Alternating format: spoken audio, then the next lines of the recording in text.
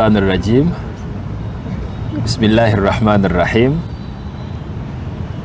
الحمد لله والصلاة والسلام على من لا نبي بعده وبعد السلام عليكم ورحمة الله وبركاته.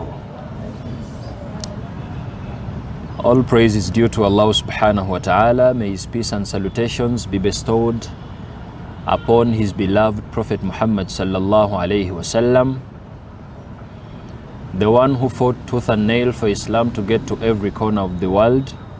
I request Allah subhanahu wa ta'ala to have mercy unto him and whoever is to follow his footsteps till the day of judgment. Allahumma Ameen. This evening, inshallah, we are going to discuss the rights and obligations of a wife and husband. But before I even proceed with the session, in our previous session, there was a question at hand. Nandiyagadde nnyo tutandike n'okulaba ebirowoozo byammwe in as far as that question is concerned before I even start giving out what I have today.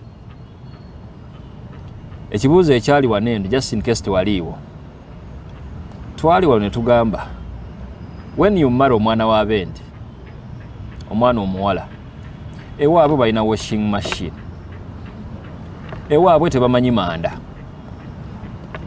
owasiza omwana wa bendi, igwe you can't even afford a gas cooker, oli wa manda ga 10 buli lunaku, you can't even afford a washing machine, bintu bya sabuni na omo ng'omwana akyo akunya ki ngoye.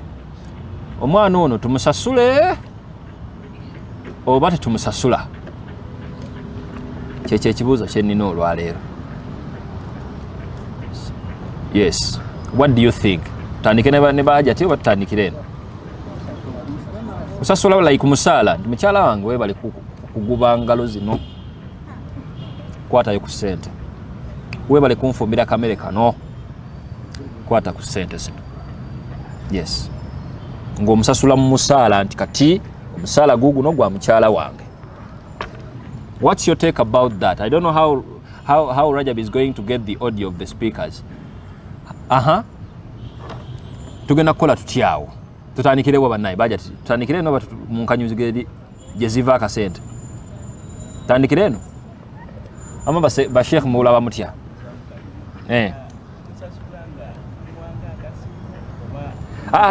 Musaala nti buli mwezi oba ne mukanya nti buli weeks 2 kankuweeyo akakadde nga ngenze nnyo mu weeks 2. Ndeeta example ya mmeka? 15 omwezi? Tumwongereko naawe nga tumusizza nnyo. Wakiri emitwalo 5 basically, tugambe nti kati buli mwezi weewaddeyo nti mitwalo 5 mukyala wange wabale kunfumbira nga musaala wakitegenga era mu bills zo omala osasula yaka n'osasula amazzi agawa buli mwezi ozaako za mukyala. Actually omukyala yasookaawo kiri kitya? What do we do? What's your take about that? Katusookere no mbagagga gye ziva. Ogenda okwewangulira omusajja wano nga akuwa akasente nno bw'omumatiza wamma. Yes, Sheikh. Wa alaikum salaam wa rahmatullah. Njagala nnyo audio eno Rajabu, audio eno banamuwulira bana aba media tubalekereyo bafune chance y'okujja no physically. Wamma tugende mu maaso. Allah tabaraka wa taala yagamba abakyala babeere mu nyumba zaabwe. Naye mbutuufu Rajabu no audio kagifune. Nasoma aya. Sibasuubiramu na aya temutya nti bannaye kusuubiramu aya ne hadisi. N'olwarabu siru kusuubiramu. Njagala kyolowooza. Yes. Nze amanya nze Kibirango Bashir. Nze nteesa bwe nti kubanga Allah tabaraka wa taala yagamba abakyala babeere mu nyumba zaabwe, abasajja bagende babanoonyeze riziki. Tukitegeera kati waka waliwo emirimu egiriwo, nze nagenze kupakasa kyonaalya, kati that is your responsibility okulaba nge waka wano naye okulaba nge emirimu gya waka gitambula bulungi. Ekyokubiri, amakulu nti nyinza obutakusasula, it is not my obligation. Is it obligation?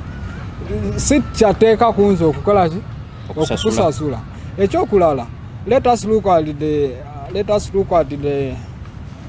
the Sahabiya oba Sahaba bakolanga batya eddiini kubanga they are our role models kwe tusomera eddiini. Kyanzijukirayo kimu ku Fatima radhiyallahu anha. Yagendako ew'omukozi ewa Nabbi sallallahu alayhi wasallam kitaawe n'amugamba nti emirimu ginkola bubi, nkola nnyo, nsekula, nkama embuzi, nkola emirimu mingi, menyeka nnyo. Lwaki tonfuli? Kuba Nabbi sallallahu alayhi wasallam yali afunye abantu oba bali ba mu lutalo nga balina ewakaawe ng'asobola omuwaako omuvubuka oba omu n'amugamba nti ogenda okukolera emirimu gyo. N'amugamba nti nno yamuwa ebigambo ebisinga obulungi ajja funa amaanyi agakola emirimu gye ne tajja sobola mukozi ku lunaku lw'enkomerero. Omukozi olwa rights z'omukozi zaalina ennyingi kubanga Musiraamu omukozi alinga bossi waffe oba teweegendereza. N'amugamba genda emirimu gyo ogyekolere. Tukitegedde ekyo? Kakati wetuba nga tusoma kwabo kati it's not my responsibility. My last point. Nga olw'okuba nti kuno Allah yateekawo obufumo, yayogera nti nno yateekawo wakati waffe mawadda wa rahma, okwagala n'okusaasirigana. Kati olaba mukyalawo bambi nga amenyeka, kati olw'okuba nti omwagala ate omusaasira ate ng'olina ssente n'ogamba nti kwatayo kano ate tozisalawo nti temutula ku mmeeza nti kanzisalewo muwe mukasiimo just omugambe nti zino zizo. Tokyogera nti nkusasudde kubanga wona agamba nti nkusasudde olala wootasasule tajja bikola. Mugambe nti nno zino zizo teziri kuza kukozesa waka, zino zizo zitwale n'olala omuwe bwotyo like that. Naye nga tokyogera nti nkusasudde okola nnyo. Kitegeeza omusaala gugobye. Just omuwayo nga kasiimo naye ebintu by'okugamba nti buli mwezi weteeke ku stress oyo mbaye n'omukyala wange muwe emitwalo 2 si byoliko ebyo once in a while. Lwakunyiizizza talaba lwezikubuze nga nkutegedde. Waliwo alina input endala Wamaseeka? Yes. Waalaikum salaam wa rahmatullahi wa barakatuh.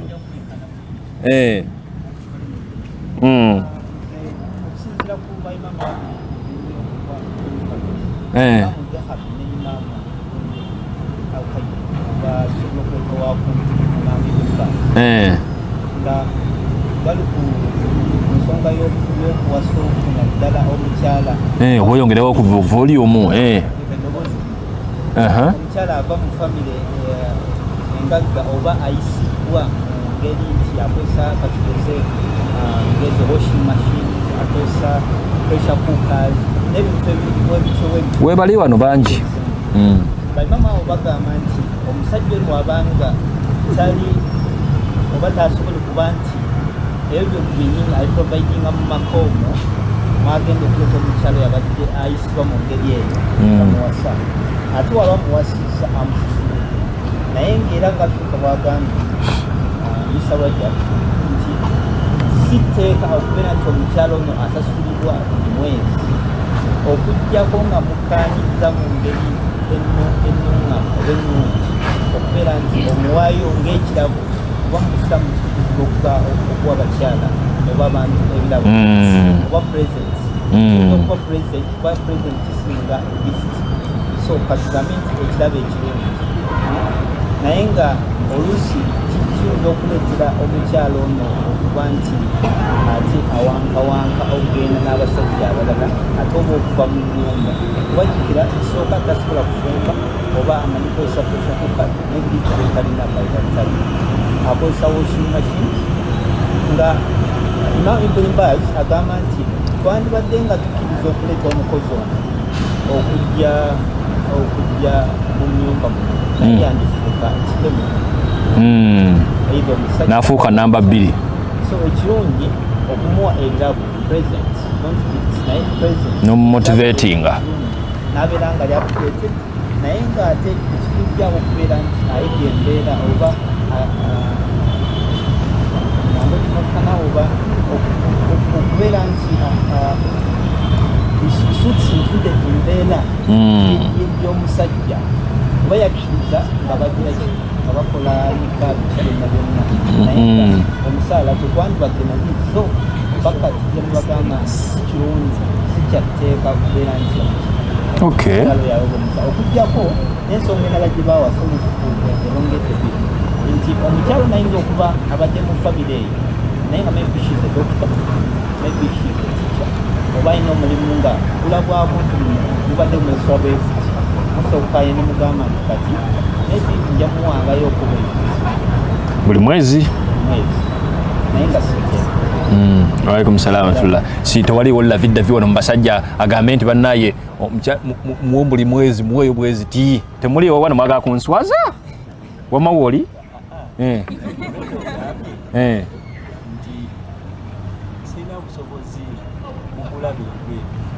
nedda newoba tobulina busobozi. My point is nti wakiri omukyalo ono olwokuba alina ka pressure k'abantu oli awo otudde waka tokola oli awo omusajja akusiranyiza kati bw'omuwaawo ka empowerment nti buli mwezi guweddeko n'omuwaayo ekyabiri tekiriko kukeera tekiriko kukola kiki yamanyi oba akikolamu ki ng'akimanyi nti buli mwezi alinayo ekyo ekyabiri olabe otya ng'omusajja mu maka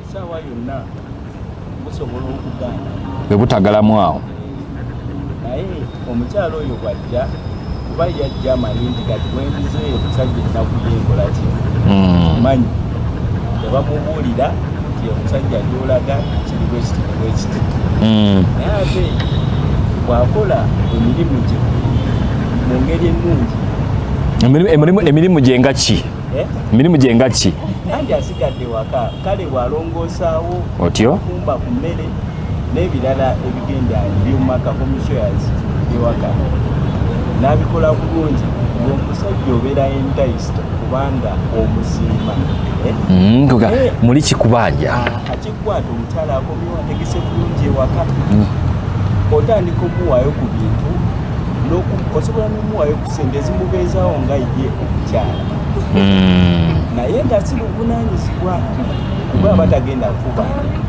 naye wate eri oyinza n'okudda talina kyakoze kino kikazi ekisasula ate ayagala omuwe kati embeera eyinza obutakkaanya ewaka mashallah okusasika mu mbeera ku kasente kitegeera nkutegedde nnyo kati fule bajatinga babiri basatu mwekiikirire wamulaba mutya wamma Sofia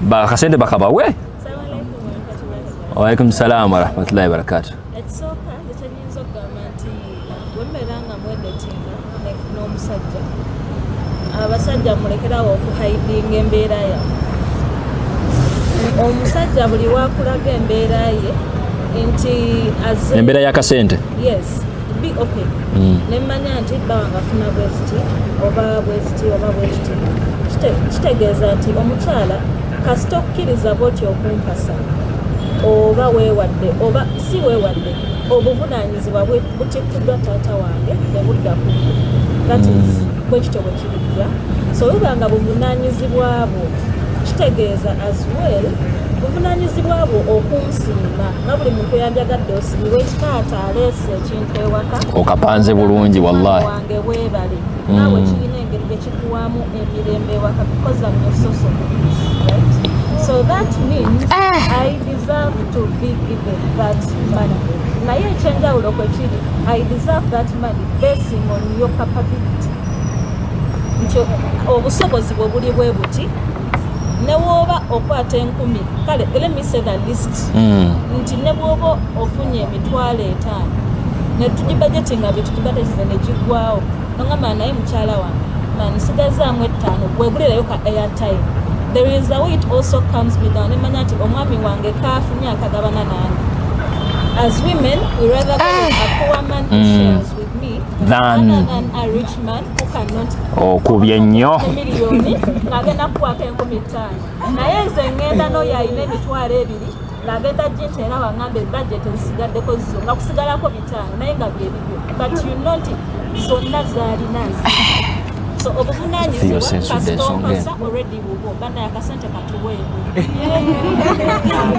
afiya ayina engeri gy'asensudde ensonga eno nedabira ddala nga okujjawo ng'olina mputtu naye akujja eri bulungi buvunaanyizibwa bwange okunsiima akutyuninze omaliriza era omukoze eki omuwadde katwongereyo bashe kati wano tukomewo waliwo abalala wano babiri be babulayo mwena mukanyiza ne Sofia baba wakasente kamu kati Sofia kyagambye izoba zabifuna sente naye don't forget the fact that sajja just ina byagisinziirako gavumenti mukyala wange zabifuna sente sijja kudda waka for example nalese kikopo ku dining wawe nkisanze and then you see that exactly right siku wangu tena kujja wakitaawo tewazza musango ebikopo byange obireka for you the condition was ng'akola omuleke ewaka era emirimu n'agikola asiimwawo awo kati oyo tumuleke ow'ebikopo abireka awo naye omukyala alina engeri gy'alongoosa ennyumba n'okomawo n'emikwano gyo ne mukoona n'emmere n'ayoza nno n'ebintu ebingi nno weebiti tolabanga omwezi we guggwako sekangamba right okuzimuwa naye tekyetaaga kifula mandatory temulina ttabu nakugaba naye ttabu yagamba nti tteeka ogenda kifula nti kyateeka nti alina okufuna naye ozinakubula what is going to happen teeka bakyawule akasiimu zan allowance and salary musaala gwa muntu akoze eki akoze kati twogera ku musaala mashallah barakallahu fi ate wallahi muyina engeri gye muleeseemu points zino nga ziri ku bye ngenda okudiscussinga byennyini njagala nno nkibagambe nti ansa ngenda kugibawanga session ekola ti egenda kuggwako inshaallah mulowooza obusomesa twasoma bwa bwereere tulina obubatiyoninga wetu tukatobeerewo mpaka session ingeggwa sha ovaawo naye Sofia tofaayo ekyo kitegerekese nayo kana bakasimu nja kuwera ansa ku simu inshaallah. Okay, today I want us to discuss the rights and obligations of the wife and the husband. What is a wife supposed to do? What's the right of the wife in marriage as an institution? And what is your obligation as a husband? What is your right as a husband and what is her obligation? I want to use this verse. Those who are having digital Qur'ans, let's go together, let's flow together. The verse in Surah An-Nisa, that's verse 24, 34 rather. Allah subhanahu wa ta'ala in this verse, these are some of the verses where many of religious blackmailers turn out to misinterpret. When I talk of blackmailing religiously, I mean translating a verse that is profound, authentic, in favor of your personal interests, doing injustice to the verse itself. It's very possible. Yeah. Kyanga nnyo omuntu bw'atyo. To use a hadith or a verse to just prove your personal interests without doing justice to the verse. A'udhu billahi minash shaitanir rajim. Allah was like, Ar-rijalu qawwamuna 'ala an-nisa. Men are qawwam onto ladies. So now, in Arabic, the word qawwam is derived from the word qama, min qama yaqum. And literally, there are very many different different categories or maybe meanings in line with this only statement, in line with putting right who a man is in presence of a lady.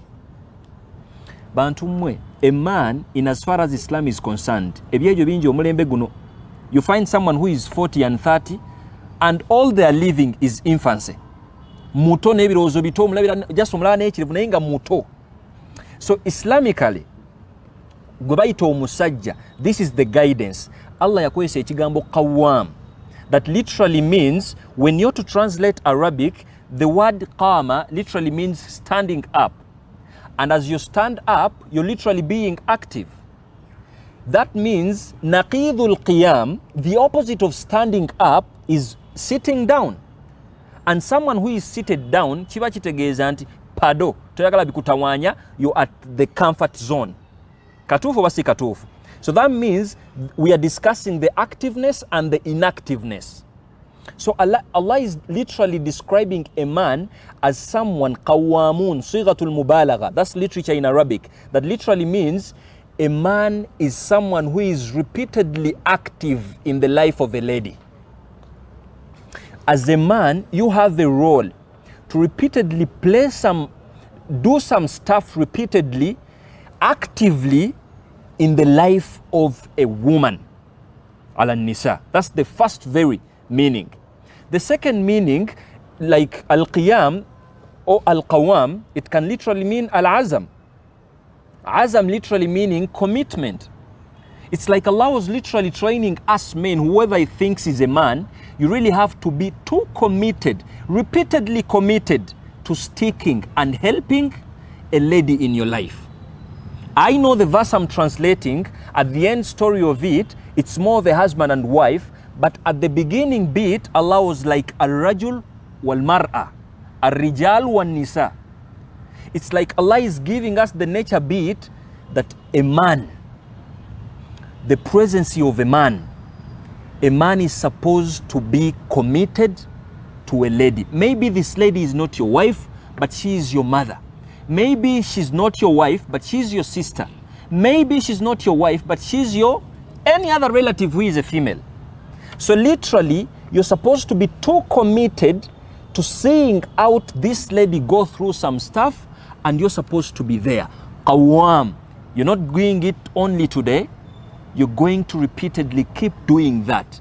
It's like Allah, the discipline Allah is giving you is to be a man. It takes a lot for you to be a man, not only growing up and putting out some X-ticks that show that you're a man, or maybe that male X-ticks, but you're supposed to do some stuff to really qualify to be a man. And that's why Allah is like, qawwamuna ala nisa. So literally, you will find very many people translating this verse, trying to say that men are authoritatively powerful over women. In Arabic language, there is nothing like that interpretation showing how authoritative you are over them, most especially when they are below you. You know the reason behind? There is no need for Allah to mention that, because it's just by obvious. You're the head of the family, and she's going to be under you. So the fact that Allah is not directly giving you that bit of being authoritative, kukuta asagwe being arrogant, abekubanga yakyogera singa tubakuba. Naye akulembeza kino ekya qawwam, for you to know that no, it takes a lot for someone to be a man. So, ar-rijalu qawwamuna ala nisa, you literally have to put it in mind. It takes a lot for you to be a man in line with actively being involved in her life. And secondly, try. As you're actively being in her life, of course, doing some stuff positively, you really have to also know that there needs to be some bit of commitment. It's only for men, not a boy. Are we together? Do you now realize how logical these verses are? Mpulira nyonze ennaku, when I sit under someone who is translating a verse, and all they are doing to the verse is giving out the upper meaning, naye nga tajjeeyo na kinyusi, maybe what was the logical meanings behind the verse. Do you know how many men are literally reciting this verse? Okuyisaawo ebyawe. Ozisoma olw'okuba muli mu kuyiriba ne mukyalawo, olw'ojjukira nti ar-rijalu qawwamuna ala nisa, nnyabo nina okwogera n'ompuliriza. It's okay. That's your right. But a man in as far as this verse, maybe you're having some other verse. As far as this verse is concerned, there is more than that. Guess what? The third meaning of Al-Qawwam, mulaziman wa muhafidhan. Allah was literally training every man to get to know that in your being a man, you really have to stick with this female in your life. Not only that, but you have to also prioritize guarding them and protecting them. It's only for men. So it's like you have very many questions as I'm trying to translate this verse. And these are some of the facts I normally enjoy as I'm making a point out of this verse. The first bit of the verse, Allah yala sabulafe. The second bit of the verse, naddan nokubano. Umtaloza nti era sekabusesi wano. Olulo lujja. Kansoke nkube wana emisumali jibatulemu lutunakyuka okudda eno. That's how moderate this religion is. And this is the guidance that is more based on the nature bit of it. Nti bwobanga oyagala okutereeza kye bayita obufumbo obwo bw'olimu oba bw'osuubira okubeeramu, please don't do away with this guidance. If you want to be a man in your house, the first thing you need to put in mind is you really have to be committed to whatever you're building. Secondly, you really have to protect whoever calls you a man in a house. The institution you're leading, you need to guard them, stick to them. You have to be committed to whatever you're doing in line with seeing them progress. And that's a man in line with this. قَوَّامُونَ عَلَى النِّسَاءِ. There is nothing like an interpretation where قَوَّامُون meaning that we are supposed to be furious, we are supposed to be tough, we are supposed to be rough and authoritative in nature over these ladies, more so if you have a hand over them. I think I'm making a point. So literally, if every man, if every husband specifically puts it in mind that being a man takes a lot than only whatever we think today, this is the real guidance. And some of the other meanings, al-wuquf wa thabat. To be a man, you really have to stick and be stable onto your principles in line with the progress of whoever is under you. Tomalaga gobabu wote muchala. We expect a man in a house to be too patient. Like it or not, if you're the supervisor in any organization, by all means, you will always find something to complain about. True or false? True. You will always find something. There's nothing like perfection when you're supervising. So Allah was literally giving us this power as men for us to know that if you're in this institution, please, you really have to know that you have to consider stability as far as being a man is concerned. Wallahi njagalo kibategeeza. Naddala mmwe abakyala. Temulaba munoonya abasajja ba bufumbo.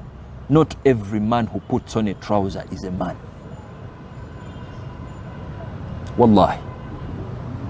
And in as far as the institution we are building, Allah was literally trying to draw our minds off whatever we think makes men to responsibility, and it takes a man to take that responsibility. Not everyone.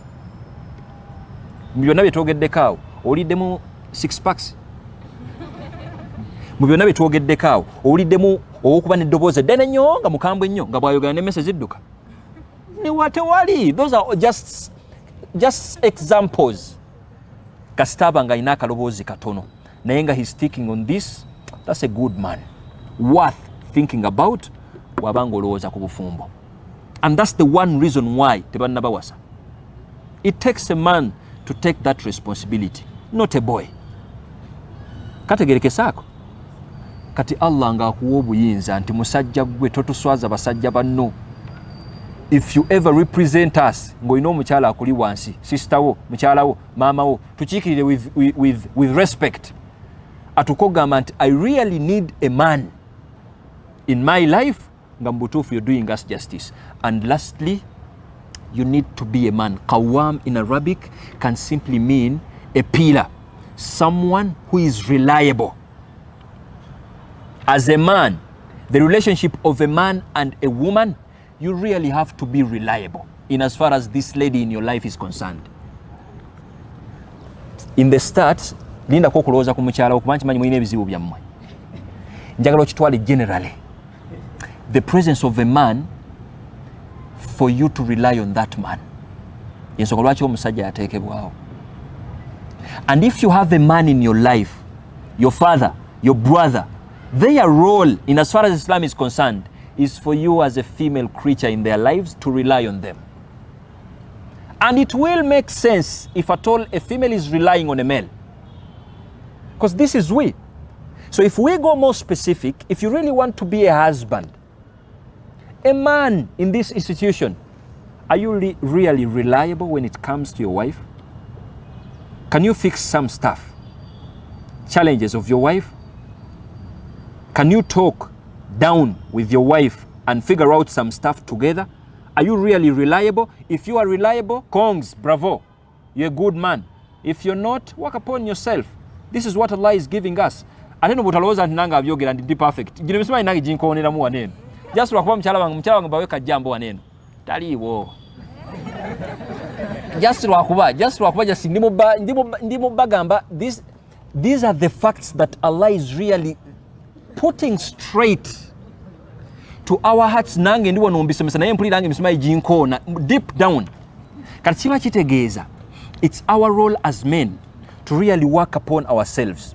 The fact that Allah is using qawamuna, there is that repeated aspect, sighatul mubalagha. We have to do it repeatedly. That means you're not going to be perfect. You're going to keep falling and trying. But so long as you keep trying and you stick to these values, you're doing us justice.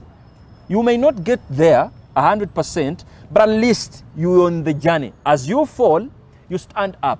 Chiba chitegeza, what I enjoy as I'm trying to make this a point, we don't expect a man okuba n'ebyejo bwatyo. Man up. Omusajja mu Busiraamu, you really have to be a man.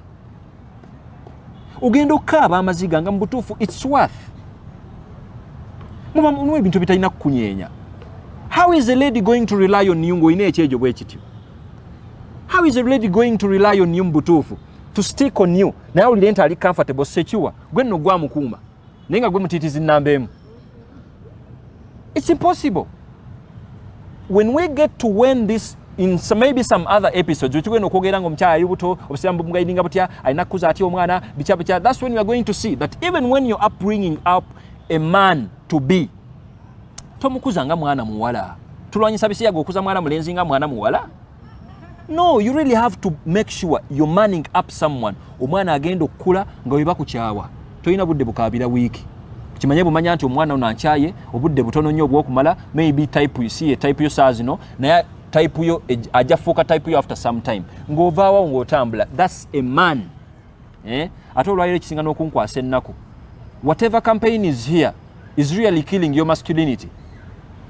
Bambi, you have to give these men's right. Nao bantu nno balina emotions, balina okukabirako mu public, bakwate kazindaalo, otandika okukaba ogweko nno wenna because you're also a human being, just like they're also human beings. Totuswaza nti weegumya. It's okay if you don't cry in public. Cry in your room. You're a man. If I'm your son and I'm your daughter and you're crying in front of me, what you're doing, you're affecting my rate of relying onto you. I'm going to look for other options. Are you getting my point? Saballah berenga atuwentegereyo. That's how far Islam went. And you know what? Allah was like, bima faddala Allahu ba'dahum ala ba'd. Allah, after defining a man, Allah was like, that alone as a result, by default, there are some people who are going to enjoy some stuff in your being that. If you're having the audacity to guard someone, if you're stable and you're reliable, who is gaining? Protecting them. Anaba afunamu wabeeranga w'amaanyi si egwe mukyala. Eyo advantage ng'eddawo. Bwe tumugamba nti alina kubeera musajja mugumiikiriza nnyo aleme tuswaza tojja kuyomba ng'oli mu member of parliament mu mwezi wakati mudu zizikyuke bakuwa ettalaka tajja kubajja kumanya kyalo just yekyazeemu just wano sijja kamulekemu wiiki wano ajja kutereera asigalewo nga bbaawo. Do you know how many men are calling off ladies nga bali mbuto just because of the swing moods? Gwata kimanyi nti when a lady maybe is pregnant buli omu kimu kyanga kirulwe waliwo ayinza okubeera olubuto nga tagala nakulabako, waliwo ayinza okubeera olubuto ebyokufuma n'abyepena ate ng'olina okulya nnyo ssebo temulina nno na mukozi ng'olina okuva ku mulimu ng'okooye okomewo nno ogyefumbire ogyeriire nno ate nga tayagala bisiike gifumbire ebweru. Kisoboka oba tekisoboka? It takes a man to take that, not a boy. Bw'anaabeera mulenzi nga gw'ofumbiddwa agenda kukugoba agambe n'omwana she's not being a wife. Akuzze nno ewammwe bakulangire nti omwana wandigumyeko nno wakiri kumbe yalina obusungu bwe nno yabukuŋŋaanya dda ng'oyi lubuto tannamanya nti that's the reality. It takes a man to understand that. Kati nga tugamba nti nedda bambi totukiikirira bubi. If you're being that, these are going to enjoy. And in some narrations, or maybe in some translations, they were like, maybe it's because of your way you were created to fit whatever is being said out. A man was created and designed to be stable, to be reliable. Just imagine, and if you're a man, it has nothing to do with being a husband. If you're a man, ku myaka gy'olina 3 oba 2 oba 25 oba 27 ye range nneeyo naye nga toyinaayo mugaso mu bulamu bwa muntu, you're the true meaning of being useless. Wallahi alazim. It's not kale toli mufumu tetuganye naye wadde muganda w'omuto nga tala nakukubira simu nti ngulirayo ku ngatta empya igwe nno baaba. What man are you bringing up? Kulangu ina kubuvunaanyizibwa ng'obwo, you're being a useful. Omukyala tekulinaako buzibu n'obeera n'emyaka gya 3 nga tewali akukuba kasimu. Naye ffe twagala omuvubuka ono wabeera n'emyaka 27 nga nyina batoobe akali ku nasale twala ku buvunaanyizibwa. Practice being a dad. Kakyalireko. You preparing to be a man mu maaso awo. Kakyalireko awo. Noonya ku buvunaanyizibwa awo gamba taatawo ti taata viddi zindekere. Oli ku musalano gwa bukadde 2 weegumya sinaba kuwasa sente zo ziragawa genda okyalire buto obwo. Be a man, act. Okoze otya kola bwoti buvunaanyizibwa n'obwo kola justice omuntu agenda okufumbirwa. Because if you're a man, the last thing you need is being useless to that level. Oyina kubeera nga at least at some point waliwo akufunamu omugaso and you're being a nice man. Allah n'atuuka n'otugamba wabima anfaqu min amwalihim. The reason as to why you're in that position, whatever we've discussed, it's because of whatever you give in. Your money, investments into them. If you're marrying them, you need to give in some money. It's not free of charge. Taking good care of them, you need some money. You need time to charge them emotionally. That's investment. You need to invest in some other factors to make sure she is a nice mother of your kids.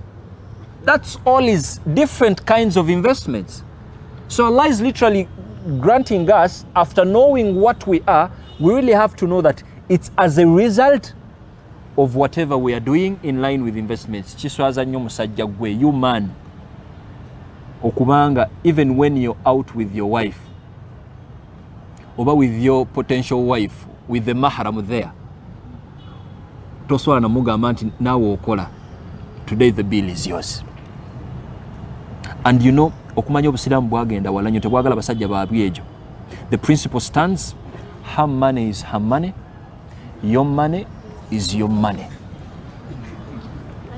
Meaning, even when she's earning, it shouldn't be a factor for you not to provide to her. Period. Reason being, if at all that door was opened, nga agenda kubanga atipinga in providing to you, agenda kuona na buli kimu kyonna kitugenda okupanga tugenda biraba. You really have to take that. Take this simple advice. Ne oba oli wamputote, at least twala kino, please. Wallahi alazim, in the little income you're having, don't at one point allow your wife or anyone below you to dominate you when it comes to provision. period, even when she's working. It's okay. Even make it a point to her. Muchala wange nchimanyi okola. Sikulaba ko wano ng'osasula bills. Ompulidde. Make it a point. Akimanye. Oba ndi mu nsi ki mwe temukisobola ekyo? Sibanga njogera n'abantu nga temusobola na kikolako ekyo. Nchimanyi omukwano mugulina olungi, mukwano muyina mungi. Please let's share. Let me bring rent half and you also bring rent half. It is okay if you're doing it mu bulungi. Ne we bali kulangira mu maaso awo. Oli ngamba tugenda biraba inshallah. Wabima anfaqu min amwalihim. You really have to be that, and whatever is going to help you to keep that position is the investments you put in them. Mention but a few. Immediately after Allah ngamaze tukuba emisumali, you know what comes next? Fasalihat. Abatandiseko kantonye neno. A man, after this explanation, oyinza okutandika okwebuuza, kwegamba nze mbeere muddu. All I have to do, I have to provide to this wife of mine. Oba ndi musanyufu, oba ndi munyiivu. For your information, even when you are annoyed, you keep providing. That's the stability we are talking about. Newaba nyikadde, newamala omwezi mulamba nga munyiivu. Tewaliwe tukugambira nti sebo tobaako kyomukola ki kyomuwa. Wegenda mu maaso ng'omuwa. Kyala wange kwata nno ezaala nki. Kwata ezaaki. That's the discipline. Mwe mulowooza buli musajja akisobola ekyo? It takes a man to do that. Not everyone who puts on a trouser. Nedda bambi. Tubagamba bwe bamudating awo, you have to look for men. Munoonya balenzi babatwala kwa ice cream. Every muntu abisobola ice cream oyo buli muntu abisobola. Everyone can afford cafe javas. There are some stuff nga byabasajja bokka. Era ensonga lwaki ndowooza bano abaana they have resolved to not going as first women. Mbuba batya nnyabo mwabaswaza dda. Anti bakulaba emyaka gya 3 okyayambala mpale zirimu ebituli. Bakwewuunya emyaka 35 you're still putting on 3/4. Bwona yingira 5 onabeera musajja kiggwe. Kati omwana we 15 ayambale 3/4. Nawe tukulabe emyaka 3 otambula nnono ogenda gula breakfast. Ofulumye olatta entumbo yonna eri bweru gwe bbawo omuntu. Kati atuuka n'abalamu ng'agamba naye nedda bambi. Naye mutuuka ne mubafumbirwa ate bwe beeyisanga abalenzi mu bufumbo ne muyomba. My man is acting childish. What do you expect from him? Yakulagalagadde obubonero waneeno ali atambula ali agiragira bwati ayambala vesti no n'atambula nno mu bantu ne weewuunya nno kanogamba they will change after marrying them. You expect them to act as adults. Nedda bambi, they are going to skip that. Simanyi bamukitegedde ekyo. Kati wandibadde weebuuza tibanaye where is justice here? Kwegamba nze ndiwo ng'omusajja mbeerera omukyala nninyirire amanyiira tampa respect naye nga sebo nina omuprovidingira si ebibuuzo ebibeera waawo. Just like any man. So you will get to a point and be like, why is Allah really pinning us on the wall on the favor of these ladies? Nga waliwo abakazi abalina emputu, waliwo abakazi abateeyisa bulungi, waliwo abakazi abayaaye, naye sebo n'obuyaaye bwabwe Allah ali busy akugamba nti nedda beera stable, be committed, byonna byonna obikole. Don't do that. Allah n'abatandikako nti fasalihat fa'u sababiyya. Therefore, the righteous women, when you visit Arabic language, era bannaye tosobola kona kuvunula Qur'an ng'olowooza bulowooza nti at one point visit and get to learn not basic Arabic. I repeat, not basic Arabic. You really have to internalize within the literature of Arabic to get to know the meanings of these words and why Allah is using them. Actually, al-qawwam, qawwamuna, only that statement, it is derived from Al-Qayyum, and Al-Qayyum is one of the names of Allah. Meaning that Allah never created us. Actually, Allah is sticking with us in every situation. So we are literally borrowing this name of Allah literally in meaning to our behavior. You really have to stick. You don't leave your wife just like that. No. You have to be with them together. Nobody supporting her like that. And that is it. Katinga tonabana gamanti Allah ali unjust. Allah natandika ku bakyala bano. Fasalihat. This is one big question. Era naye abantu abavunula Qur'an ne muvunula Qur'an. Aya ne namba eya lines 8. mu seconds asatu gwe noba maze y'amakulu tukwewuunya. Allah is like fasalihat. After pinning all men atumaze ffe twenoonye buli muntu yeenoonye wali obukendeevu addengulu n'atandika ku bakyala nti fasalihat. The one question is, did you even hear Allah calling them women by gender? No. Immediately Allah yatandikirawo kugamba nti the righteous women. When we talk of righteousness, I remember, if you're my student, you know, Salahiyya in Arabic, it has two approaches. The first approach, a righteous woman is a lady who knows the reason primarily why her presence is there. I remember even bringing an example. The righteousness of this phone is not taking pics, good pics, not even WhatsApp.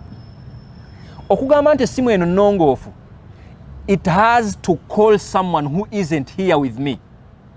Meaning, even when it takes good pics, naye we batasobola kubira muntu ali waneeno, ebeera nnongoofu eno.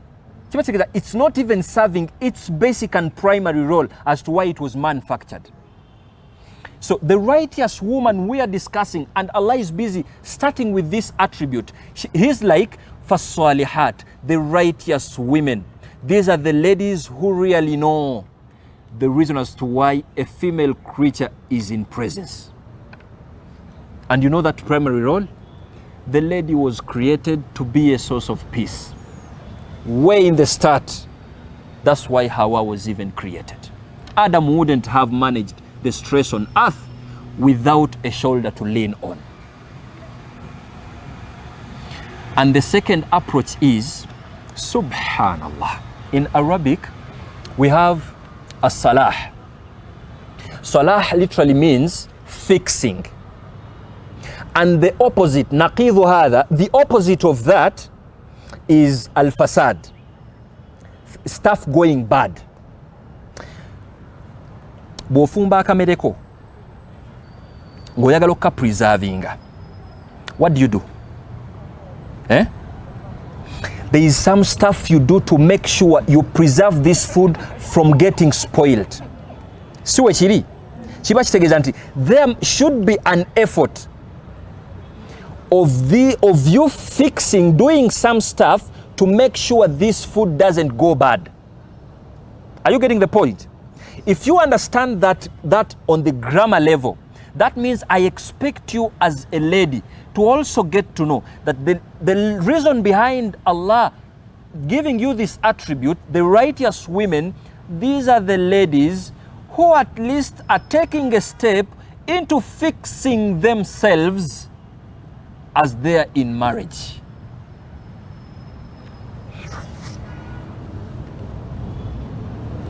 Temukategedde ndaba.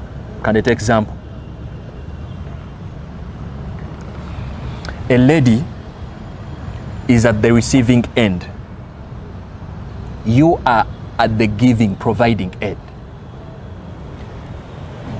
The fact is, whoever is at the receiving end, satisfying them is close to impossible.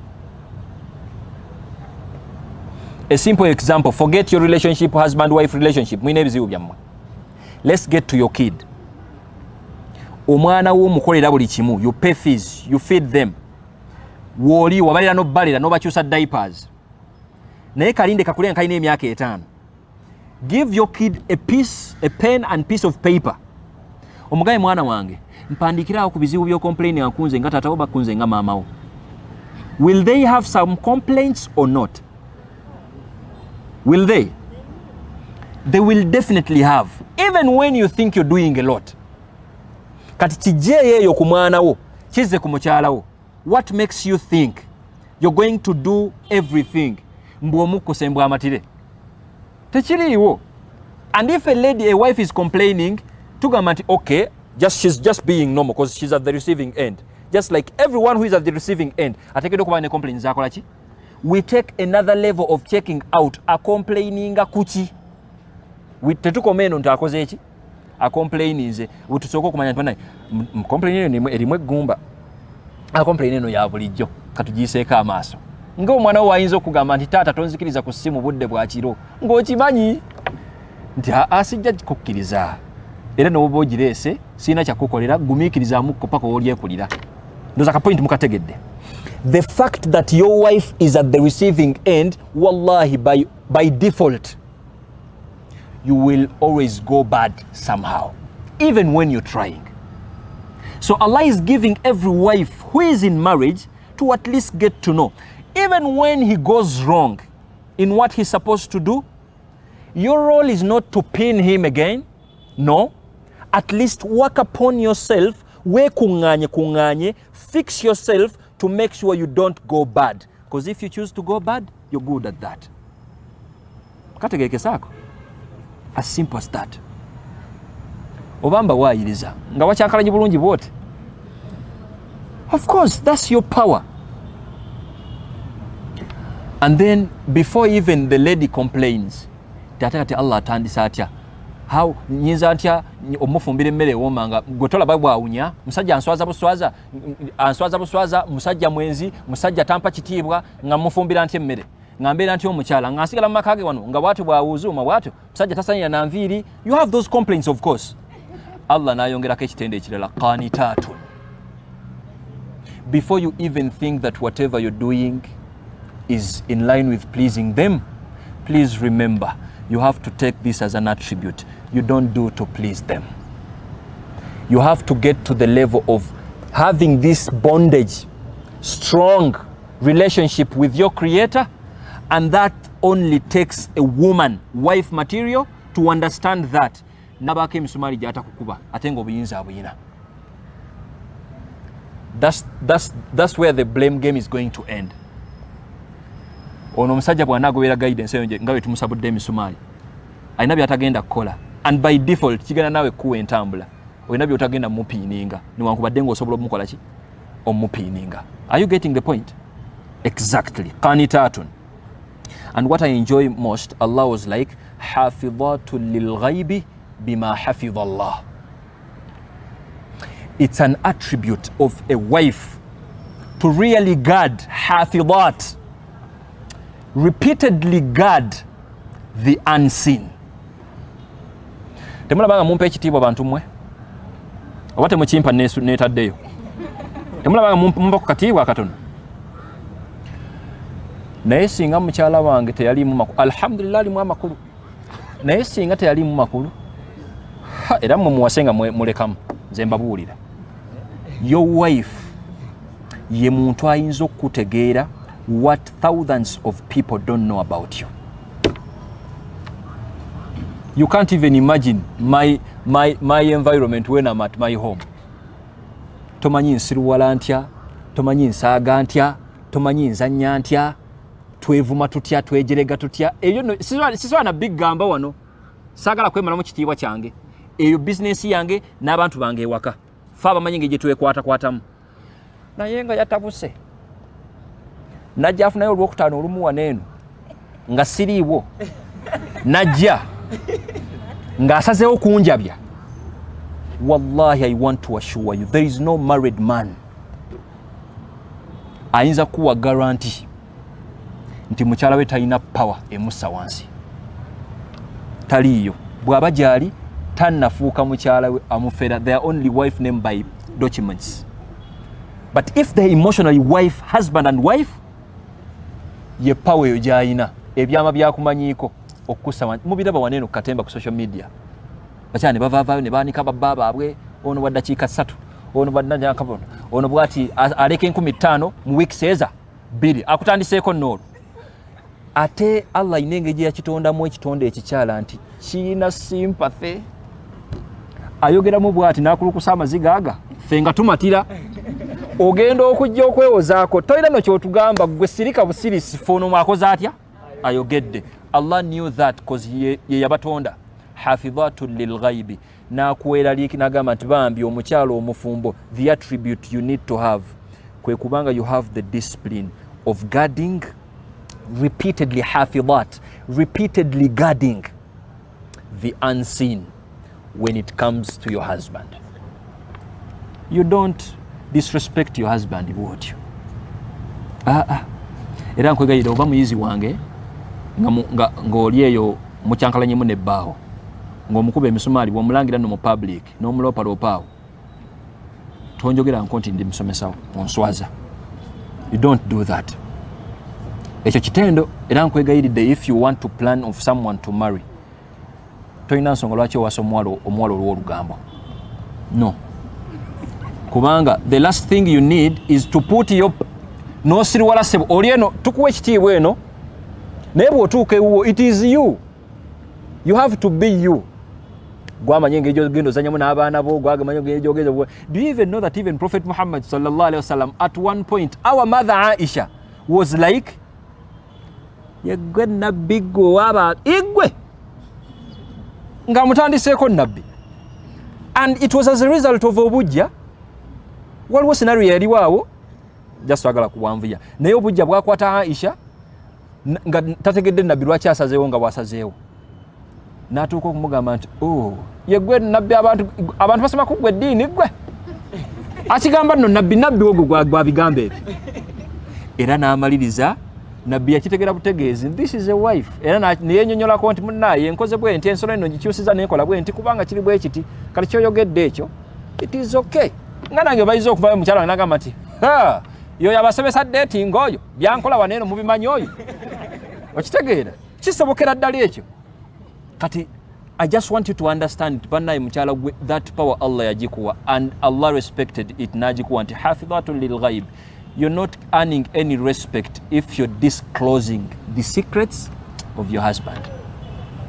Newaba ta providing newaba wallahi the guidance of Islam is really too sweet.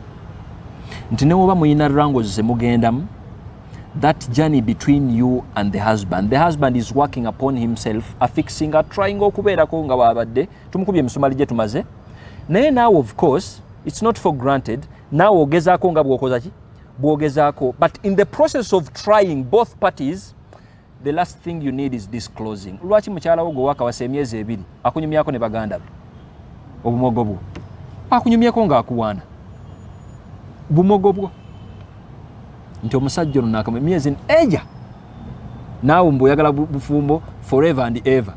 What happiness are you going to have? Mu myezi 2 gyokka bakatandika okwanika ekika kyonna kikutegedde nga bw'otali musajja obuvunanyizibwa olekawo omutwalo ogumu wamusuubira nti ogenda mulekerayo emitwalo 5 obusongasonga ng'obwo. Ffe nga tugamba nti nedda totuswaza mukyala gwe. Discipline eno oteekeddwa okubeera nayo tujja kiraba ddi lw'omanya nti kino banaye kisusse era option oba nayo tibanaye kankiveemu with respect nga toyina era gwokoze eki gwogambye ndoza kafudde yako without even going deep. A verse kanjikomya because at the end of it it takes a lot, but what I wanted in that verse in explaining it, I wanted you to know the role originally of a husband and a wife. And what I want you to appreciate nti mu verse eyo when it came to men Allah was like qawamun, derived from the Allah's name in meaning Al-Qayyum, simply meaning gezaako keep your position as a man. Sigala ng'oli musajja. You have to be a leader. Yeah. Mu byonna byokola is your man a leader? Mukulembeze agenda kukulembera gwe nno. Era nze ntulira abantu nga beewasizza ne batalinga okwerangira obusiru. Mwamala emyaka 2 mukazi gwe mukyala gwe ne degree yo 2 years dating someone. After marriage bw'otandise okulaba obusiru bwe nga bw'atakugwana twali bize tukugamba wano nti oba onoonya omuntu gwokkiriza okusinzira ku ntegeerayo n'amagezi go noonya omusajja nga akuli waggulu mu ntegeera si mu ssente mumunoonya ssente mu ntegeera kuba agenda beera mukulembeze. It's one of the factors that make you a man. Nti osobola otuuka awantu no decidinga nga yenna gw'oyita omukyala your wife agenda beera fine with your decision. Towasa opposition leader mu makaago. These are the factors. So if you call them off, ogenda kutandika n'okubeera mu position mu makaago gennyini geweza. Omwana oyagala asomere ku ssomero bweriti, omukyala agamba sebo nze ngamba bweriti. Ate siina nno nsonga gye nkuwa, nze mukwano gwange yaŋŋambye nti njagala asomere bwano bw'ati. Ne mukaanira na week number no neegwa. eyokusatu nno neegwa kye kiba kyankalanyiza nanti ndi mugamba n'omukyala agamba ayisagala mukyala nno anyiige lwaki onoonya oyo gwe mugenda okukayana naye noonya omukyala agenda okwesiga nti okusinziira ku ntegeerayo n'amagezi go I have to trust your decision nti newe mba sinnagitegeera kati maybe in the long run it will make sense kubanga akwesiga mu ntegeera bwe twatuuka okuva mu ekyo mwe mwatandika okulonda obulonzi abantu olwa material things ebirabika kungulu nemirabira ebintu ng'ebyo ne mutandika okufuna abasajja abalenzi nga bolere bali mu bufumbo naye nga weetaaga ate musajja ali muki mu bufumbo gwatakimanyi nti it's by nature nti omukyala ayagala muntu amuli waggulu ate gwe oyagala muntu amuli wansi oba nkuwayiriza okujjako abavubuka abatuswazaswaza wano oli muvubuka oli muto osimbukira mu bakyala balina ssente myaka 5 bw'olwokuba obwavu bukutta naawe no baleeta n'ekitabo we are registering men mbu naawe ng'ojja we write your name this is a man so on igwe tukugoba tuviire buviizi you can't be even a man fe twagala omusajja newe oba osimbukiddemu oyo owa5 take your steps nti oli musajja you provide akasente ke tekakukwatako but provide nga tugamba nti we bali tukiikirira kategerekesaako nsaba Allah abeere nga abawa entegeera eyo. So I want to wind the session with the obligations of the husband. And the husband's obligations turn out to be the wife's rights. These include the kind treatment. وَعَاشِرُوهُنَّ بِالْمَعْرُوفِ That's a Quranic verse. Allah was like, live with them, your wives actually, on a footing of kindness. When you're relating with your wife, you really have to be kind with them. Yeah.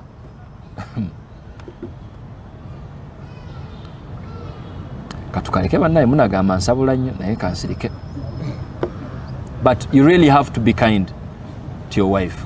Omukyalo ono ne woba tomukoledde bingi nnyo, be kind to her. Kyokka kyakubanja tannakimanya, just be kind to her. Ayinza obba waddaluwa ffujjo tannaba kirowoozaako, tokkiriza. Take it as a principle. Be kind to her. Waliwo ebintu bingi nnyo ebigenda okwetaagisa your kindness. We shall get to a point in omukyala ali lubuto. What's the guidance of Islam? What's your act of kindness to that? Bw'amaliriza okuzaala, what's your act of kindness to that?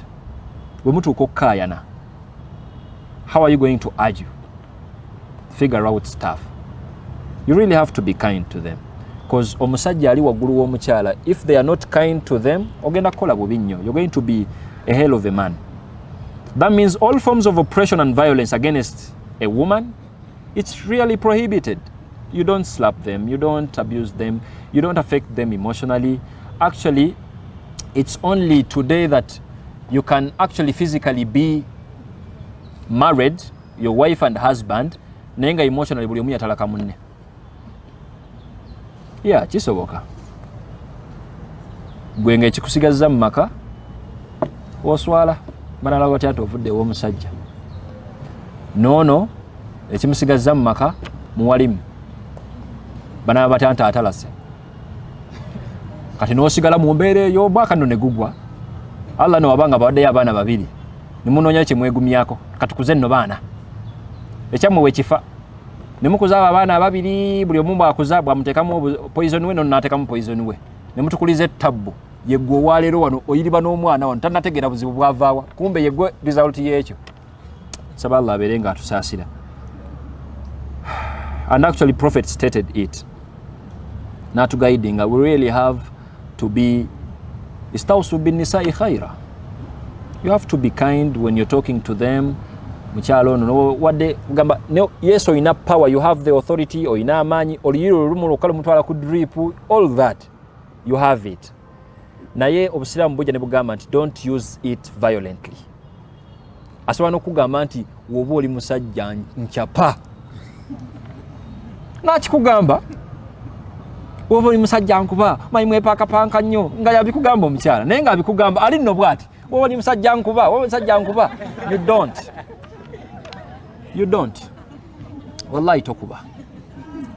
Yes, tokuba. Obusungu bwe banga buyitiridde tambula oveewo. Gwe kasola banga kindness egenda kuvaawo genda ofune ku fresh air. trust me, you're going to regret. Yeah. Sagala nyo chiri lying anti beera kind wabanga naye ali kind nedda, you're going to be disappointed. Gwe take it as a principle, beera kind. Ekitonde kyogenda okukolagana nakyo asobola okwekyanga nga just wakati mu mwezi awe nga mumanyi batera okukyala muko mood swings nezibeera waawo just nagaana okufumbira nga newe omusesa taseka omutamyetamyemu awo nga the last you can do just kwegumya genda mu kifumbiro weefumbire emmereyo omubike muleke yeebake kiweemu ewiiki wamala okutereera. That's the kindness we are doing. Nga tugamba nti oli musajja husband material, saba Allah abeere nga akuwongera. Amin ya Rabbi. Tosobola kuba mukyalawo nga ate she's the mother of your kids and she's your partner. You relate, akumanyi nnyo akumanyi nnyo nga nayo bakumanyi nnyo. Ntandikidde ku basajja nsabula bano ey'omwenzija. And then secondly, family maintenance and protection. It's your role as a husband to maintain your family, and you have to also protect it. Yeah, actually, just like Sister Sophia ungawe yakyogedde wano, it should be within the husband's means. Tofanansi. Wobanga omusala gwo gwakakadde, tuula wansi ne mukyalawo, mukkaanye, tukyapangisa, 5 ga kusevinga, kyonna kye kiri, demands zonna ziggwera mu gana 5 agakoze eki? Agasigadde. Nga mukikkaanyaako. In your means. Awo kiba kitegeeza nti by default abaya gy'olina okugula amaze ogitegeera. Kiba kitegeeza nti by default out gye mulina okugendako aba amaze ogikola ki? Ogitegeera. By default. Gwe nga tofanansi. Within your means. Era keesi ffe weetujjira. Musajja wange alina engeri gy'atandabira mu bulungi. Tugenda okulaba musajja musomesa. Ate gy'asomesa bamaze emyezi 3 tebabasasula. Kati ate naawe oli busy ostraining anti banaye omusajja tankola ki? Tandabira. Tugamba nti nedda, within your means. You sit down ne mukikkaanyaako ekyo netabeera ki? Netabeera case. But it's your role to maintain. Musajja munnange nkwegayiridde. Maintain your family in your means even when your wife is working. Woba oli wano nga tonnaba kuwasa n'oba wawasa dda, from today onwards mututaasa ebizibu nga mumaze okwefiira emugagga mu okuba mu bugatta nga mumbugasse na mukwano nga mwerabidde ntimusobola n'okwawukana. Teekamu principle mu family nti gwalina okuba nga omaintaininga family yo, yakamusasule biiru zisasule ez'amazzi okusinziira mu busobozi bwo. Mumba mukkaanyiza nti omukyala muyambagane era muyambagane nga anda okutegeeragana nga tebiri mu byakulangira afterwards. Saba Allah abeere nga abawonya okubalangira. Allahumma amin.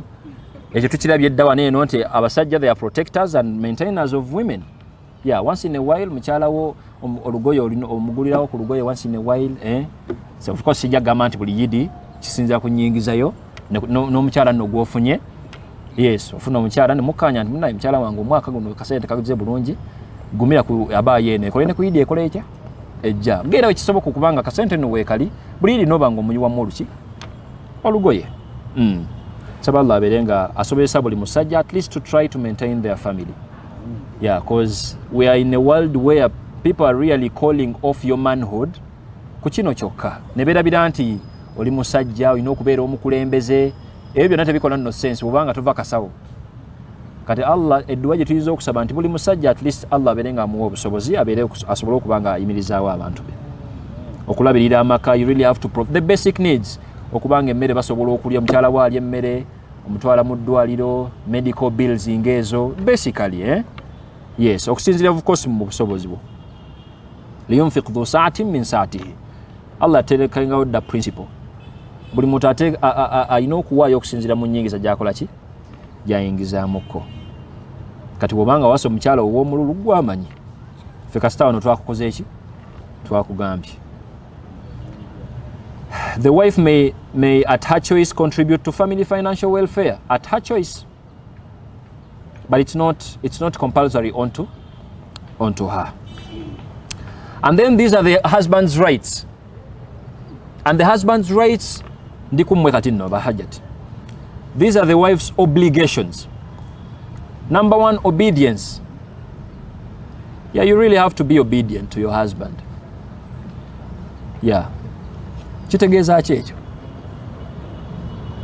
Allah tali mukulinnyirira beetu lyammwe mulowooza oli mu dduwaani buli kaseera obeerenga ng'olinze order ziva waggulu okujjako nga tobaddewo mu ntandikwa okitegeera butegeezi nti obanga ogobedde guidance nga bwe tubadde tutambula wano, it's going to be easy to be obedient. The problem is you choose people to make them husbands nga they are not obedient types of husbands. Okimanyi omusajja entegera yeesulika wamwagalako bwagazi ssente yali ettabbuyo kati ozirimu mutuuse ku nsonga ennyangu omusajja n'avaamu ekiragiro nga wallahi olabira ddala ekiragiro kya mwana wa piezi nogamba naye olina diguri yo naye entegera y'omusajja nga togitegeera naye nga ebiragiro gye biva. Do you even know how hectic it is to have a husband ebiragiro gye bigenda okuva nga olina obligation y'omugondera naye nga entegera ye etagala? Have you thought of that? Nga bwe tugamba omusajja nti sebo, have you thought of being a man at home naye nga buli woowa ekiragiro waliwo opposition gy'olina osuubira mu maaso awo? And that's why even Prophet was like, natuka n'otugamba nti thalathatun la yadkhuluna aljanna, 3 categories of people ejjana mugyesonyiwe mu bo mulimu ad-dayuth. And you know who ad-dayuth is? Dayuth ye musajja alladhi la yubali ala man dakhala ala ahlihi, ye musajja ateefiirayo ku biki bigenda mu maaso ku bantu be. Obukoowo obwoteekawo mukyala wange jasi toli awo, jasi bama w'abaana bange saagala mmanyi oba alazeewa oba alidde ki, nze kasankola ekyange nze nga mmanya jjana gyesonyiwe. Woba tokyasobola mukuumira mu mikono gyo totwonoonera society mute paka omulala bw'ali mufuna amusobola. Noonya omukyala gw'ogenda okumanaginga mwemanaginge nga akwesize mu ntegeerayo, kimwanguyire okubeera obedient, naawe kikwanguyire okubanga ovaamu ebiragiro ng'abikola ki, ng'abitwala. Naye of course ebiragiro birina okubeera with understanding, tebivaayo nti nkulagidde genda okole kino. Of course omuntu gw'oli naye waka you have to be there ne discussingako, you reason out kuba mwena musomi mwina degrees 2 ne mukirowoozaako issue neekola etya neetambula. Mwakikyenga ebintu bino mbyogera nga asaagaala naye omugezi aba alina otutwala, saba Allah abanguyize. Yeah, righteous fasalihatu qanitat, of course tukyogeddeko wano. The righteous women are really going to be devotedly obedient. Agonda kubanga akimanyi nti waba akugondedde nga ate yakuteekamu obwesige you be a leader. Ekyo no kyekitegeeza if you're choosing a husband ogamba nti musajja gwe nga nkwagadde bambi nkulembera. Kati etabu gy'otukolera kwe kulembeza omuntu nga mu butuufu tasaanidde kubeeraawo. Kiba kitegeeza nti if you're a man, practice that kind of responsibility. Beerako obuvunanyizibwa, beerako course coordinator, funako ekifo ono mu mumusa, emikeka keka gino banayinze mugindekere, obuvunanyizibwa obwo buwambe gy'okolera ku mulimu basabe ku buvunanyizibwa nti banayi mumpe ku buvunanyizibwa otandikira awo mpola nga webbulula. But you're this kind of someone tofunangako position of responsibility mu bulamu bwo obw'okusoma bwonna ate nno kyewaaniramu nti nze mu kusoma kwange kwonna simanyi lwaki naye sikolagana bintu bya kulembera ebyo. Oyo no yebbaawo yakugamba sibeera kulembera ebyo nzira abinstressinga naye ng'agenda kulembera gwe n'abaana bammwe 8. Omuntu atalina muwadde skills za leadership ezisookebwako eziri basic kubanga of course omuntu abaddeko leader tasigala kyekimu. Saba Allah abeere nga atuwa that understanding. Yeah. Tofuluma bweru nga bawo tomutegeezezza. At least you have to inform your husband kubanga alina obuvunanyizibwa okumanya where you are. Bw'ofiira ku boda nga tamanyi gy'oli ate nga ewammwe baamukuwa, the least you can do bw'obanga owulira emputtu esusse omusajja gw'olina musabe talaka akute onoonyeyo agenda okusobola n'omuntu ogwo omunene at least mutambule than okubeera mu bufumbo nga mu butuufu musajja wo takuyinaako control n'akatono. Ate kati olwayensi kyetutendeka okkiriza otya omusajja kukumanyiira bbaawo okukumanyiira ani yakugamba olonde bba omubuyabuya bwatu atasobola kubeera liidawo. Naye bw'otegeera nti bbaawo protectawo liidawo gaidawo omwesize wamukeberakebera dda wano mu dating student wange kati abimanyi bumanyi ebyo akimanyi bumanya nti of course ogenza omutikkira nti mpasampa amahale ng'asaana ekifo ekyo kati tobeera opposition ate wansiiwe olina kumwesiga once in a while. Newe mutuuka akantu nga mu butuufu decisions zikola idinze at least ng'omukyalo okimanya nti okay, let me suppress mine. Omusajja ono mulekemu akatiibwa okwokuba nti yakola atya, ekiki ekikole kitya, nga tugamba nti ebintu bino wabitegeera bulungi. Adhere to the husband's call for enjoyment. Otyo sigenda byogerako nyaawo. Unless barred by natural, physical or spiritual barriers. That's the case, eh? Yeah, at least you have to be accessible. Wabanga omusajja yagadde okunyumirwa, eh? Sigenda kukigenda nnyo, saagala munzijemize. Naye of course it comes with a lot. Bw'otalowooza nti baabalagira bulagizi ssebo babeere nga biology works zo. Ova eno omaze wiiki n'amatoleka kya misana. Bw'osoma no aya, osoma na hadisi, nabbi yagamba malayika zirina engeri gye zikolomeramu omukyalo ono nga omusajja amwetaaze naye nga tagenze eyo. You're dealing with a human being, musajja gwe. At least understand that basically.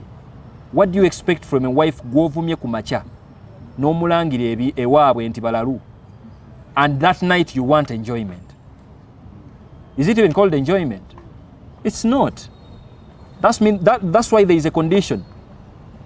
Unless, of course, maybe there are natural barriers, of course, alimu menses, maybe, or physical barriers, afunye accident, ato yagala kutabuka. And maybe spiritual barriers, emotionally wamukoseza dda, wamuvumye dda muyombye ne kiro kiramba. Temuna na kudiscussinga kiki batagazizza. Goyagala bintu. Tugamba nti nedda. Soko dealing ne kino, omanye nti mukyala wange kale baze wiki numbers providing. Naye obwavu bwe bumbaddeko. You get to that understanding, musobole okujjayo the true sense of enjoyment. And adhering to the husband's request to go out together, but not in illegal destinations. Yeah. Ana izo gana kino. Ulida no I know in a point of amba deko kyo jiwandika. Mbusebo. Mbwa ina obligation ey'okukkiriza ng'omusabye mugendeko out. Waliwo asobola okugaana naye waliwo abasobola okugaana munnaye, waliwo abakyala abatagala bintu bya bweru ebyo. Gye bali era obanga ogenda omutwala ebweru, waliwo abakyala abagala front camera wano, ne wabeera n'abakyala nga bagala behind closed doors. Kati ng'omumatiza nti tugendeko ebweru ne waba siwasitira agiteekako. Yes, but of course on conditions, temugenda mu destinations zili illegal, zili haram. Yes. And then the other obligation of a wife, house management. You have to at least basically manage the house. Yes. You have to manage the house. And the first two of managing the house, guarding marital secrets. Nchimanyi bayinza baba kujerega bannono. Wafumbirwa omwaka guno naye omusisinkana okunywa ka chai ba girls day out. Gwe toyina kamako ovaamu kikuba kujerega nno. Mwana oyo yatusobera okuva we yafumbirwa ffe tumunyumizaako ebyaffe naye ye tatukola ki? Tatubuulirako bifa wuwe. You're being a woman. Awo just ba female zaba basigadde naye gwe you're being a woman. A wife. You guard the secrets. Not admitting any stranger in the matrimonial home without the husband's consent. Tokkiriza strangers mu maka ga bbaawo. Si mu mbeera ya kumanyira nti banaye buli kamu nja kulindanga bbaawa nga ŋŋambe, nedda. Wabula in line nti banaye gano matwale galiko leader. It's territorial. Musajja akuvunaanyizibwako obuzibu bwe bukutuukako tupiininga ye ti mukyala oba muyiya batya asidi mu maka ge. Kati the least you can do, wabaawo stranger ajja n'omukubirako ku simu nti waliwo omusajja ajja wano naye mulaba akutte mulawo akutte ejjambiya, woba oli kumpi jangu tumugulire babiri kuba alina obuvunaanyizibwa obw'okuprotectinga. Naye nze neewuunya abakyala abasinga ekyo bakiraba ate bubi. Namugamba buli kimu gyayingiriza omusajja eyo ne bamukuba nno kalifoomu ne babba ennyumba ne bagikaza. Olumala awo omusajja agenda okutuuka awo nga takutegeera nakutegeera oggula otya ennyumba ku muntu gw'otamanyi. Kati nga tugamba nti nedda. You also take that. Taking care of the house property. Labirira amaka. Yeah. And there's this one example I tend to. If you're a wife at home, you really have to master your palace. Omanye nti ebitabo ebitabo bya account si bba wange accountant ebya account si biri waneeno bawo ne wabeera disorganized. Don't be that. You really have to have that power yokubeera era obeera muwala waneero bannaye nga oli muwulu ng'okyatagala obuliri nno obwala ssaawa 6 osooka vaayo bwoti n'omala n'oddayo n'oyala. Work upon yourself kubanga you have that as an obligation. Amaka ogenda galabirira, you have to take care of the property of the guy. Emmotoka yagikulekedde omusajja agenze bweru ogikumakumamu okaawo ekisumuluzo etokotemu awo ereme kufa. You taking good care of it. Tojigaba nga tomukubidde kasimu ntimba weeko okitegeera. You're taking good care of it. Naye omusajja n'atuuka n'okubuuza ekintu ekisookebwako nti bannaye njagala kufumba ku chapati rolling peg eriruddawa loga simanyi wallahi weeri naye nga ate maka gago nga tugamba nti nedda.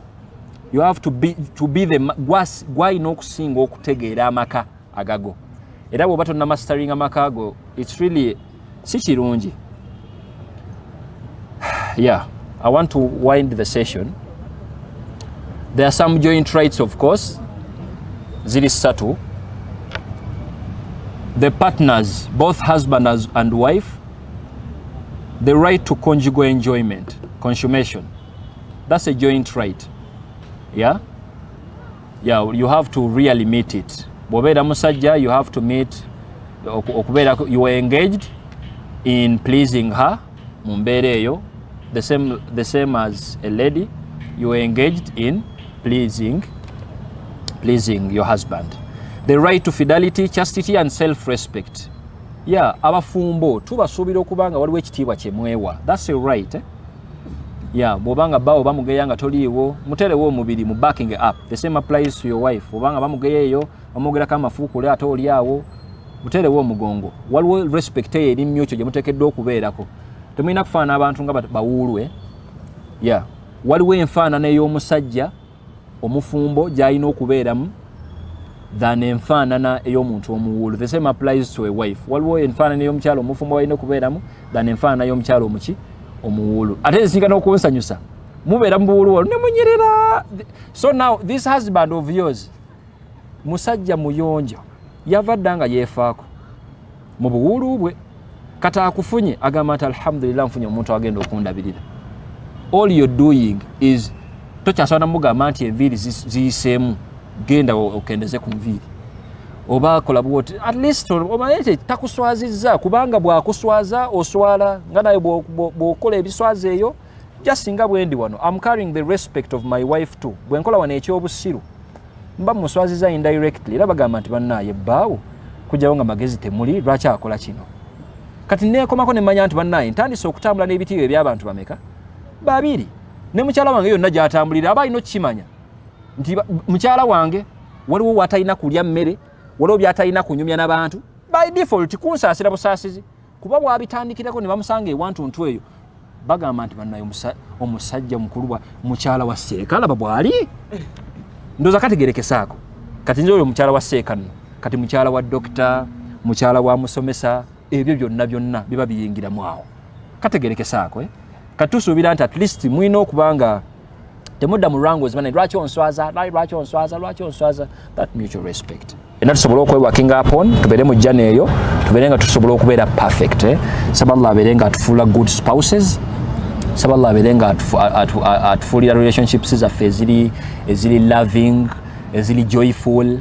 Tusobola okubanga buli omu respectively agezaako okubanga abeera perfect.